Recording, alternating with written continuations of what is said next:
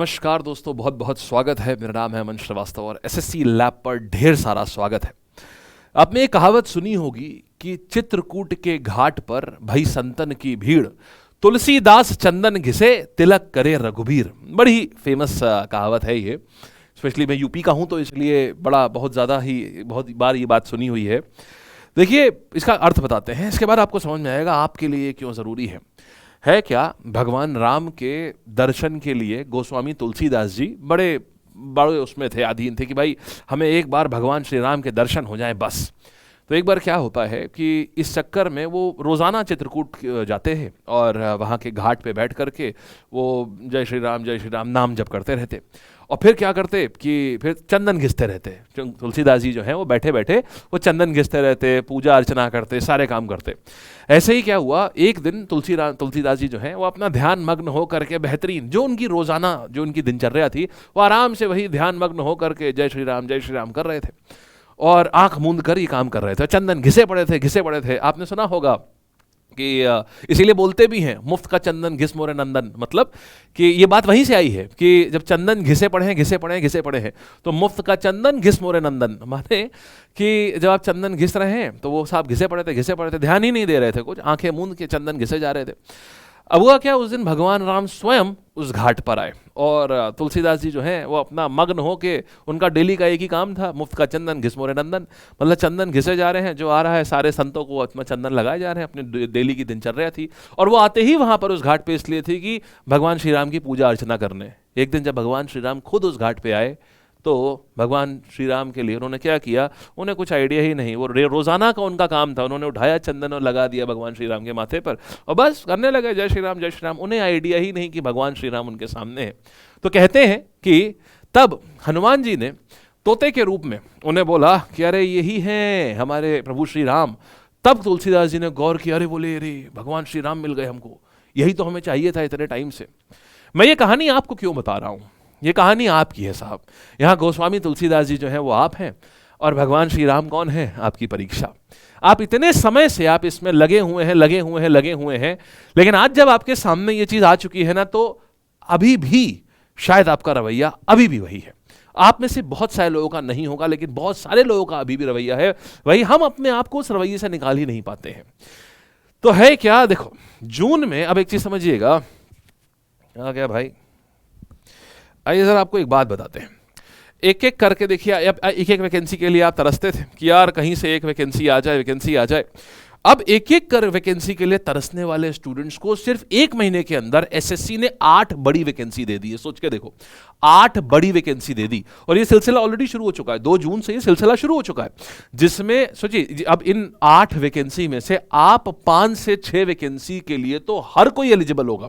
मतलब कम से कम 5 से 6 एलिजिबिलिटी वैकेंसी के लिए तो हर कोई एलिजिबल है और कुछ लोग 8 की 8 वैकेंसी के लिए एलिजिबल होंगे। सोचो, जब आप एक एक वैकेंसी के लिए तरसते हैं और कमीशन ने आपको सीधे 8 वैकेंसी डाल दी आपकी झोली में, जिसमें कि 5 से 6 वैकेंसी में आप जो है आप एलिजिबल है उसके लिए।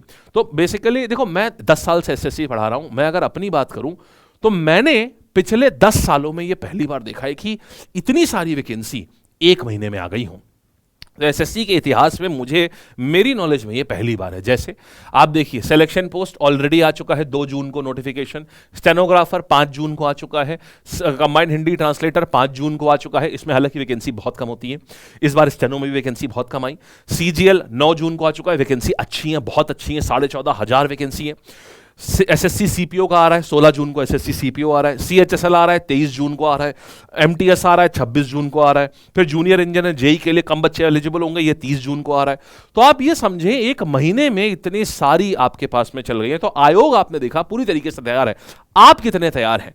माने नौकरी की रट में, मैं जो आपको बात बता रहा था, ऐसा तो नहीं कि नौकरी की रट में आप कहीं नौकरी का अवसर जब आए वही आप ना भूल जाए, नौकरी, लेकिन जब नौकरी आई तो वही साहब भूल गए कि अरे नौकरी ही तो चाहिए थी यार, 8 नौकरियां आ गई हैं। अगर इसको रियलाइज करोगे ना, ये बहुत बड़ी बात है।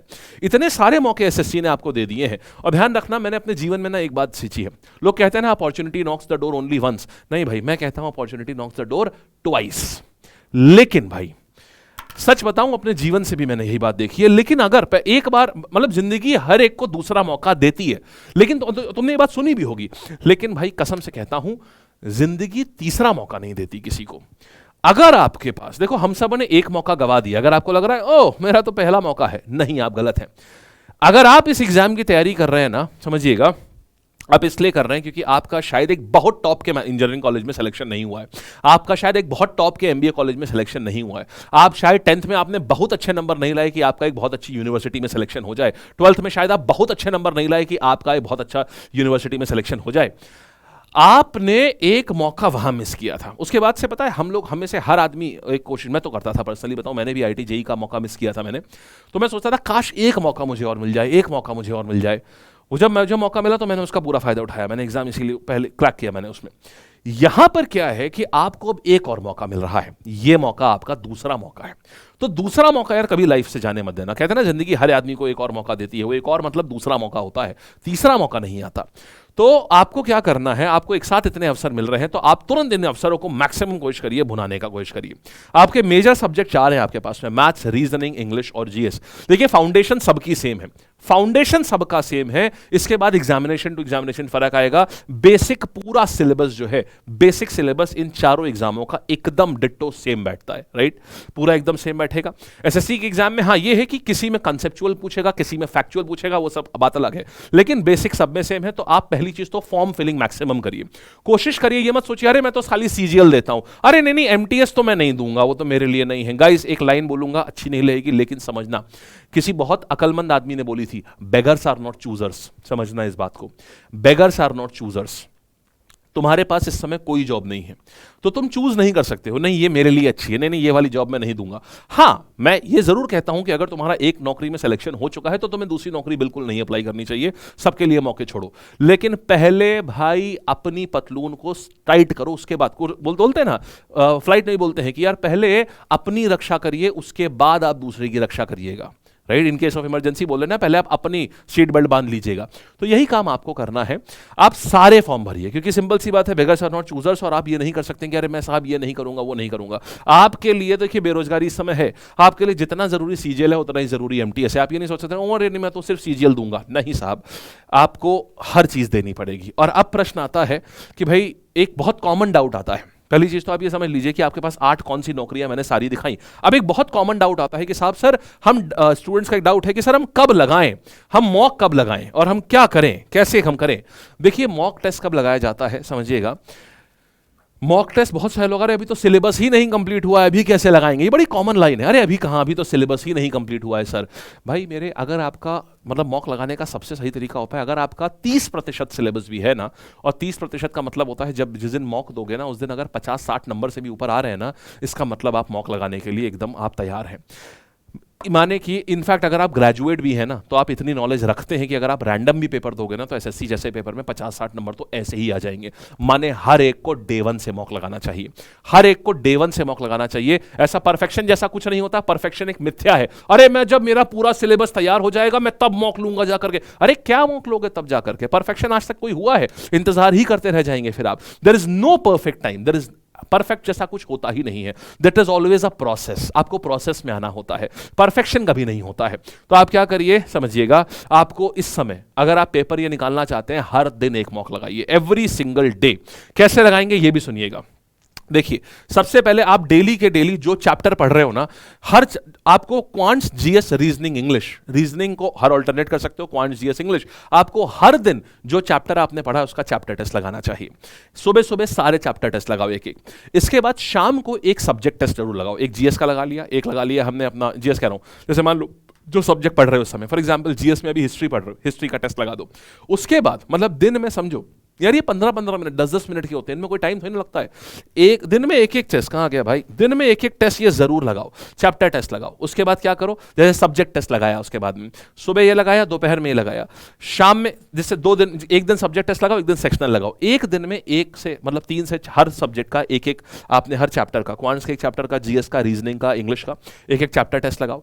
एक इन दोनों में से या तो सब्जेक्ट टेस्ट लगाओ या सेक्शनल टेस्ट लगाओ दोपहर में, और इसके बाद में एक फुल लेंथ टेस्ट। वैसे तो आपको इस समय, अब एग्जाम में ज्यादा समय नहीं है तो आपको हर दिन देना चाहिए, प्रत्येक दिन आपको मॉक देना चाहिए। और मॉक अगर आप प्रत्येक दिन दे करके आप उससे अपनी कमियां देख करके आप इंप्रूव कर रहे हैं, आप शर्तिया एक बार में पेपर निकाल लेंगे। कोशिश करो कि 50 से 60 mock test, full length mock test जरूर दो एग्जाम के पहले, जरूर से दीजिए एग्जाम के पहले। और आप लोग क्या कर सकते हो, ये जो एसएससी का जितने भी प्रीवियस ईयर पेपर है ना, फ्रीली अवेलेबल है वेबसाइट पे जाकर के, उनको डाउनलोड कर लो। अगर आपको जैसे कोई नया फॉर्म नहीं पता यार, सीपीयू में कैसे सवाल आते हैं, यार एमटीएस में कैसे सवाल आते हैं, अरे कोई बात नहीं, आप सीधे जाओ लैब की वेबसाइट पे, प्रीवियस ईयर पेपर वाला सेक्शन है, सारे सालों के फ्री प्रीवियस ईयर पेपर पड़े हुए हैं, वहां से जाके स्टडी कर लो।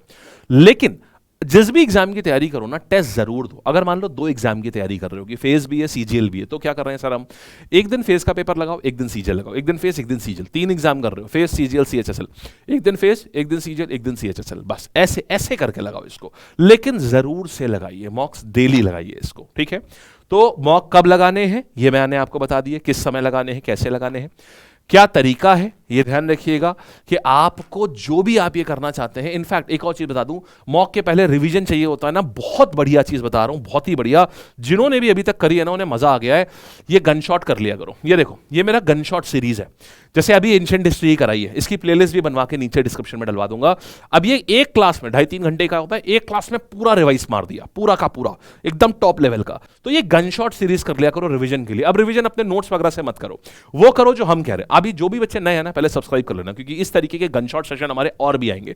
तो अब ये जैसे गन शॉट सीरीज है ना, ये बहुत इंपॉर्टेंट होती है। अभी मैंने एंशिएंट का कराया है, संडे सुबह सुबह 9 बजे मैं मेडिवल हिस्ट्री का कराने जा रहा हूं। मतलब अगर अभी आप नए हो तो पहले जाओ और देखो चैनल पे सुबह 9 बजे का मंडे का मेडिवल हिस्ट्री का लग गया होगा एनालिसिस गनशॉट का, उसको जाके अभी से लाइक करके अपने पास रख लो ताकि मिस ना होने पाए। बेहतरीन है, करो। उसके बाद सीधे चैप्टर टेस्ट और सेक्शनल टेस्ट लगा लो, देखो कितना फायदा होता है, गजब का। समझ गए? इस तरीके से आप मॉक टेस्ट लगाइए, कोशिश करिए रोजाना आपका मॉक टेस्ट हो पाए, जरूर होए, क्योंकि जो आपको नहीं पता है, लेकिन लोग इस समय एक दिन में 2-2 मॉक लगा रहे हैं। आप नहीं लगाएंगे समझो दोस्त, ये रेस है। तुम सोच रहे हो अरे थोड़ा सुस्ता लूंगा फिर भागता हूं, लेकिन एक चीज मेरी बात बस बताना, तुम सुस्ता रहे हो लेकिन दूसरा व्यक्ति तो भाग रहा है ना, तो तुम्हारे सुस्ताने की वजह से इसका मतलब ये नहीं कि दुनिया सुस्ता रही है, वो उस समय भाग ही रही है, क्योंकि ये रेस है। इसकी फिनिश लाइन जब तक नहीं आती, बहुत सारे लोग हैं जो एक दिन में 2-2 मॉक टेस्ट दे रहे हैं, सुबह भी देते हैं शाम तो देते हैं। कुछ मैं ऐसे स्टूडेंट्स को जानता हूं 3 देते हैं, सिलेबस पूरा हो चुका है, सिर्फ मॉक ही मॉक देते हैं, एक दिन में 3 तक मॉक दे रहे हैं। 1 घंटे का मौका कौन सी बड़ी चीज है। तो नंबर स्कोर भी आ रहे हैं, बहुत तगड़े तगड़े स्कोर आ रहे हैं, लेकिन कम से कम आप एक तो दीजिए, राइट, एक फुल लेंथ तो दीजिए। तो जरूर से दो और अपना एवरेज मॉक स्कोर मुझे नीचे बताओ कि इस समय आपका कैसा आ रहा है। नेक्स्ट वीडियो में मैं ये बता दूंगा आपको, अगला वीडियो लाऊंगा जिसमें कैसे अपने इस मॉक स्कोर को 12 से 15 नंबर तक बढ़ाओगे, ये बताता हूं अगली वीडियो में। ठीक है, अगली वीडियो अगर ये वाली चाहिए हो तो नीचे कॉमेंट करके बताना कि हाँ सर हमें मार्क्स इंक्रीज करने वाली वीडियो चाहिए हमें। ठीक है, चलिए ऑल द बेस्ट। और ये देखो, जो बच्चों को अभी भी ये है कि सर मेरा सिलेबस मुझे कुछ समझ ही नहीं आ रहा, मेरे मॉक में नंबर मेरे बहुत खराब आ रहे हैं, कैसे इंप्रूव करूं, तो और आप पढ़ना चाहते हैं कि यार मुझे एक बार कोई सिलेबस पढ़ा दे यार, इंपॉर्टेंट टॉपिक्स जितने भी हैं वो सारी चीजें पढ़ा दे, मंजिल बैच ये एसएससी वाले स्टूडेंट्स के लिए है, जो अभी ये हमारे जो एग्जाम आ रहे हैं ना, ये इनके लिए बैच है। आप पूरी ऑनलाइन कोचिंग करना चाह रहे हो कि यार मैं अपने आप नहीं कर पा रहा हूं, मैं चाह रहा हूं एक ऑनलाइन कोचिंग ज्वाइन कर लूं जो मुझे सारी चीजें सिखा दे कि इंपॉर्टेंट टॉपिक कौन से होते हैं, कैसे पढ़ना है, नोट्स कैसे बढ़ाने हैं, बस मुझे पढ़ना रह जाए, उसके लिए आपके लिए मंजिल बैच है, आप इसको कर सकते हैं। ये कंप्लीट ऑनलाइन कोचिंग है जिसमें आप ये सारी पूरी चीज आप कर ले जाएंगे आप, ठीक, कैसे मॉक देना है, कब देना है, क्या करना है, सिलेबस कैसे खत्म करना है, वो सिलेबस भी हम ही खत्म कराएंगे उसमें। तो आप अपने आप कर पा रहे हो, बहुत अच्छा बात है। नहीं कर पा रहे हैं, आप ऑनलाइन कोचिंग करना चाहते हैं, आप इसके थ्रू कर सकते हैं, मंजिल बैच ज्वाइन कर सकते हैं। ठीक है, कहां मिलेगा ये, लैब की ऐप है जो मैंने अभी आपको, लैब की ऐप है, देखना ये आ जाएगी आपको, ये करंट अफेयर्स की किताब हो गई है, तो ये देखो ये लैब की ऐप है, आप डाउनलोड करोगे इसको, लैब की ऐप को, और इसके बाद यहाँ लाइव कोर्स के सेक्शन में जाओगे, यहीं आपको मंजिल बैच मिल जाएगा। ठीक, आप इसको कर सकते हो, ये कंप्लीट बैच है, ये कंप्लीट बैच है, और इसमें ऐप का नाम क्या है, लैब, और यही इसका डिस्काउंट कोड भी है, इससे आपको डिस्काउंट भी मिल जाएगा। अच्छा, ओके जी, तो ये थी पूरी कहानी। इसके बाद भी कोई डाउट हो तो जरूर बताओ मुझे, पूछो मेरे से। ठीक है, चलिए ऑल द बेस्ट।